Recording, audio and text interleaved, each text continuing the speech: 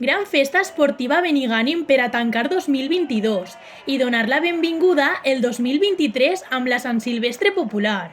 Un esdeveniment que ha omplit els carrers de la localitat d'esforç, colorit i festa, gràcies a l'organització de l'Ajuntament de Benigànim, del Club de Córrer Les Tortugues Coixes i de la participació i col·laboració dels inscrits a la cursa.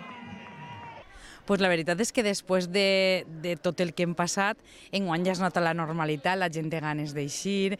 Després s'ha fet d'una forma que hi ha un premi per al grup, per a la família, per a individual, per a parella. Això també incentiva la gent a participar. Hi ha hagut una alta participació, a més és per una causa important, com tots sabem, que és per a l'Associació del Càncer, per a que tot el que recauda és per a aquesta associació.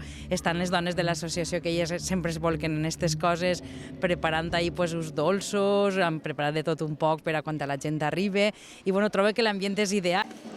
Com bé ha comentat l'alcaldessa de Benigànim, els diners recaptats en la inscripció van destinats cap a l'Associació contra el Càncer de Benigànim. Amb un total de 130 persones inscrites, s'han aconseguit més de 600 euros. Però em pareix molt bé, perquè és per una associació que necessitem molta. I entonces he vist que tota la col·laboració de la gent i tot això m'ha emocionat. Jo soc de la Junta d'ací del Càncer de Benigànim i sempre estem fent esdeveniments i coses.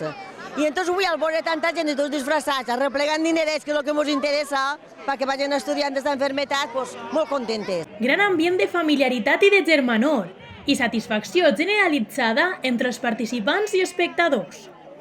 El recorregut estupendo, com sempre, molt planet, molt apte per a xiquets i per a tota la família i ens ho hem passat molt bé, molt bé, molt bé. Jo estic encantada, m'encanta. I m'agrada disfressar-me de més, o sigui que molt bé, molt xulo. Molt bé, està molt bé i molt divertit. L'originalitat i la creativitat de les disfresses s'havia de puntuar. Així, l'home de la loteria ha sigut el guanyador de la categoria individual. La parella nadalenca, l'arbre de Nadal i el ninot de neu no podrien faltar en aquest reconeixement de millor conjunt.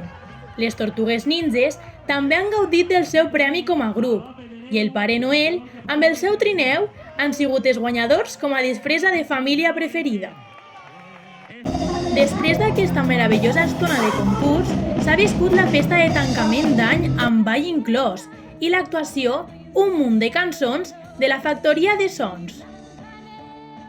Diem, per tant, adeu l'any 2022 de la millor manera possible, fent esport i sent solidari. Vos esperem al 2023.